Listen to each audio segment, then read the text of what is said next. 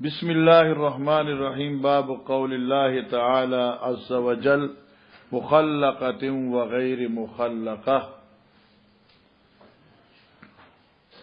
باب دے په بیان د تفسیر د دې قول د باری تعالی چې کوم په سورته حج کې راځي مخلقة وغير مخلقة. الله پاک پیدا کئی دا نطفه جوړی دا نطفه پر رحم د ماده کې مخلقه صورت دارا وغیر مخلقه اور غیر صورت دارا. په دې آیت باندې او په دې باب باندې په امام بخاری رحمه الله عظیم اعتراض ده چې د دې آیت محل اخو کتاب التفسیر ده چې غیر مخلقه ستوي او غیر مخلقه ستوي، مصور او غیر مصوره، ذل اعضاء او اسی ټوکړه د غوخه.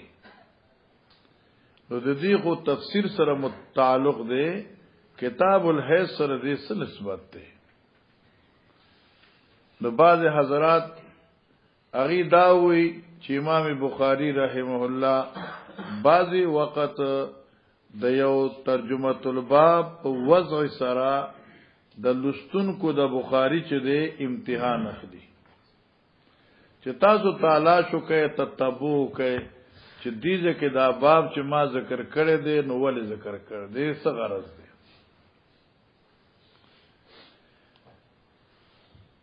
علما ذکر کی اگر چې دا کتاب التفسیر نه دی، کتاب الحیض دی، اور امام بخاری یو انتہائی باریک نظری سرا دیر باریک بینی سرا دی مقام کی مسلکی احناف تائید کی او د حیض متعلق دغه باب دی او دی سر امام بخاری داخی چکلا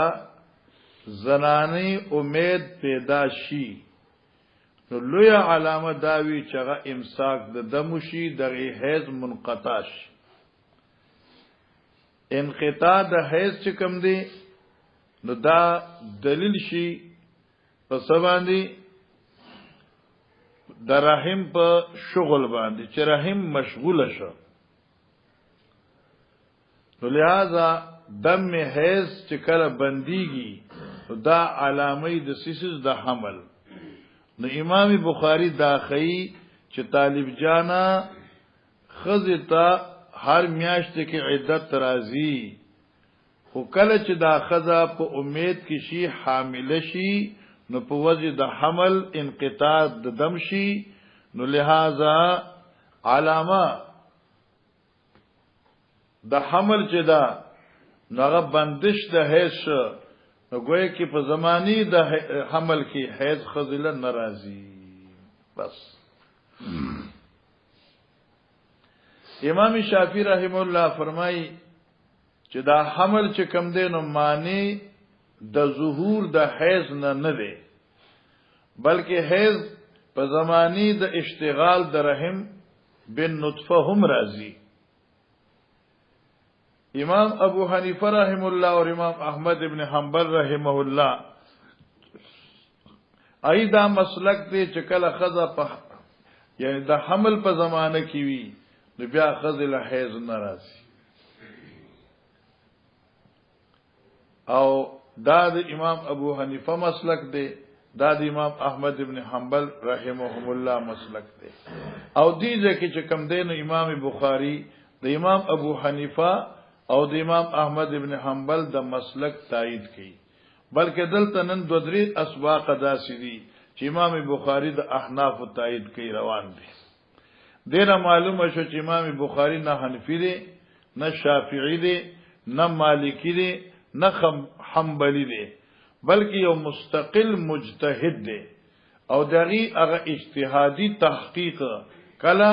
یوافق امامنا ابو حنیفه او کله یوافق امام احمد او کله هم دغه مالک او کله شافعی رحمه الله. نو مقصد ایراد هذا الباب هنا محلقه وغیر مخلقه، اشاره ده چې په حالت رحم دغه په حالت حمل کې حیض ناراضي، بس دغه امام بخاری وایي. ولی مخلقه هغه نطفه مصوره، نو کله چې په رحم کې نطفه مصوره وي نو گویا کې هغه رحم مشتغل شي په اصلاح د نطفه سره، نو یمسک دم الحیض. او چې کله دا نطفه غیر محلقه وي نو لا یمسک الحیض، بیا حیض ناراضي. مقصد باندې پوه شوئ ښا. او دغه دلیل دی ګوره په صورت دغه کې استبراء رحم کې یو وینځه ساله ملاو شي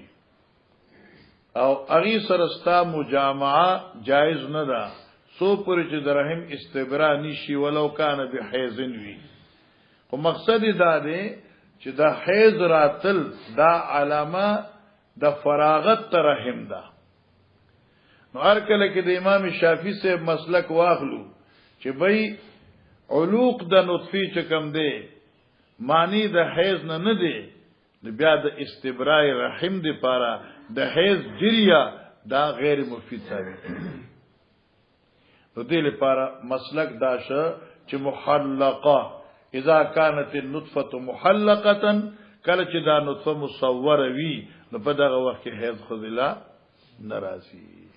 ٹھیک شو مولانا سیوا. نو مقصد د امام بخاری د حیض مسله خودلو. جی وبه قال حدثنا مسدد قال حدثنا حماد بن عبيد الله بن ابي بكر عن انس بن مالك عن النبي صلى الله عليه وسلم قال ان الله تبارك وتعالى وكل بالرحم ملكا يقول يا رب نطفه يا رب علقه يا رب مضغه،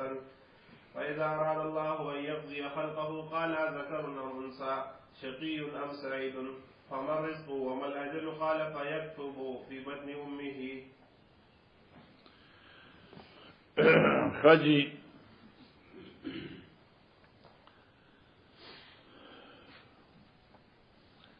مسئله دا چې کله د خزی او د خاون ملاب وشي او دا رحم ته نطفه د زوج ودانګي، نو په دغه وخت کې فرشتہ الله په دربار کې دا سوال کوي یا رب نطفه یا رب علقه یا رب تكون نطفه او تكون علقه یا يصير نطفه او علقه. معنی کې دا نطفه پر رحم ته درنشي نو فرشتي وی چې یا الله دا نطفه به نطفه وي او کې دا نطفه با علاقه کی. نو که الله مهربان وي چې یکون نطفتن نو دا د رحم نه فرشتي بار راوړي چې نطفه څه کیدل خپل کار کوي زیدي چې کم دین راغلی دا. او چې کله الله مهربان وي چې یکون علاقتن دین به اوس د انسان د پیدائش ابتدا کیږي نو فم رحم بنشي ويحفظه الملائکه، بیا فرشتي د دې نطفه حفاظت کوي تر دې پورې چې دا 40 ورځې پورې دا نطفه به حیثیت نطفه هی وي. بیا د 40 ورځې نه بعد دا نطفه چې دا نو دا بدل شي په صورت ته علاقه کې، بیا صلیخ ورځې دا علاقه په صورت کې وي، بیا دغه نه پس دا بدل شي دا علاقه په صورت ته مزغه کې، بیا دغه نه بعد چې کوم دی بیا فرشتي الله را لېږي او بیا د دې آنی والم بندا فرشتي بیا تپوس کی چې اذاکرون امن ثا دی نطفه نه بد الک ابتدا کیږي جوړه کیږي او یا بد جنینو جوړه کیږي. دغه فرشتي به ورتوي السعید ام شقی دینه به نیک بخت دیندار پرزگار به جوړیږي یا به دینه شقی او بدبخت چې کوم دی آب جوړیږي. بیا به فرشتي ورنه تپوس کی باری تعالی نه چې فمر رزق او عمل اجلو نو رزق څومره دی لګ دی ډیر دی عمرې وکلا نو فیکتبو فی بطن امه نو دا ټول خبره با د مور په خېټه کې اولی کړي شي. اوس دې کې دا حدیث کوم دی دا مختصر دی او دغه تفصیل ان شاء الله په 456 کې د بخاری شریف را روان دی التب ان شاء الله تفصیل وا 456.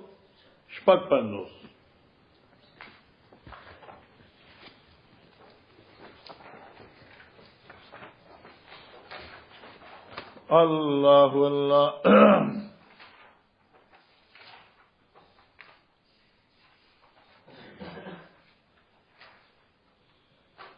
حدثنا الحسن بن الربيع بالکل من سنٹر صفا. حدثنا الحسن بن الربيع قال حدثنا ابو الاحوص عن الاعمش عن زيد بن وهب قال قال عبد الله حدثنا رسول الله صلى الله عليه وسلم وهو الصادق المصدوق قال ان احدكم يجمع خلقه في بطن امه 40 يوما نطفه بشک یو تاسو نه جمع کول شي دغه وجود وخیټه د مور کې صلیخ رز نطفه ثم يكون علقه مثل ذلك بیا چې د صلیخ رز علاقه وي دم غلیظ ثم يكون مزغه بیا دغه نرست کورپندې د اډو کې جوړ شي ثم يبعث الله ملكا بیا الله پاک فرشتہ راولېږي ويؤمر باربع كلمات يقال له اكتب عمله ورزقه واجله وشقي او سعيد ثم ينفخ فيه الروح. ٹھیک شو کنه مولانا سے الى اخره د بیا روح ولیکل شي نو البته کې دا تفصیل ان شاء الله را روان دي. و ان الله تبارک وتعالى وکل بالرحم الله مهربان مقرر کړی دی پر رحم باندې ملکن فرشتہ یقول دا فرشتہ وی چې یا رب نطفتن یعنی سمانا اعنی نطفتن اے الله دا نطفه دا یا معنا نطفتن اتكون نطفه ایداب نطفه وی یا رب علقه یا ربی هي علقه یا اعنی علقه اے الله پاکا داب علقوی یعنی منجمد وینت یا رب مزغتن اے اللہ پاکا آئیہ مزغتن آداب مزغیوی لکه آلتا تفصیل شو دلتا دا اختصار دے فیضا راد اللہ ان یقضی خلقه کلچ اللہ ارادو کی فیصلو کی پیدایش دا جوڑولو یعنی دا انسان دا جوڑولو بیا فرشتے تپوس کی آزا کارون آتے نبا انسان جوڑی گی یعنی استغفر اللہ مذکر با جوڑی گی سڑے الک منسا یا مادہ شقیون دے با نیک بدبخت وی ام سعیدون یا با دے نیک بخت وی دا بطول فرشتے تپوس کی بیا با اللہ ورطوئی کنا چه تاسولی که چه دے بداسی دے بداسی دے بداسی دے بداسی نبیاء فمر رزق ومل اجلو الله پاک په دنیا کې به څومره خوري او څومره خوراک به دي اي الله پاکا ومل اجلو څومره مدبدي زندگی وی قال فرمای فیكتب فی بطن امه تیشو غنا نو لیکل شي دا خبره په حق د دې ماشوم کې په داسې حال کې چې د لا د مور په بکسه کې وی په خېټه کې یعنی پر رحم کې درنی لا نی راغله دری الکواله جنایواله نیکبختواله بدبختواله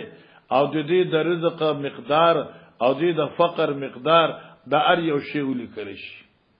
اوس دې کې مقصد تقدیر نه دی دا حدیث به ان شاء الله کتاب القدر کې مرাজি مقصد تفسیر نه دی د دې وضاحت به ان شاء الله په کتاب الحج کې مرাজি او کتاب د سورۃ دغه سوي کتاب التفسیر کې به مرাজি د سورۃ حج او د مؤمنون په تفسیر کې بم راځي. ٹھیک شو دیزه کې مقصد د امام بخاری دم الحیض ذکر کړي چې دم الحیض چې کله دا رحم مش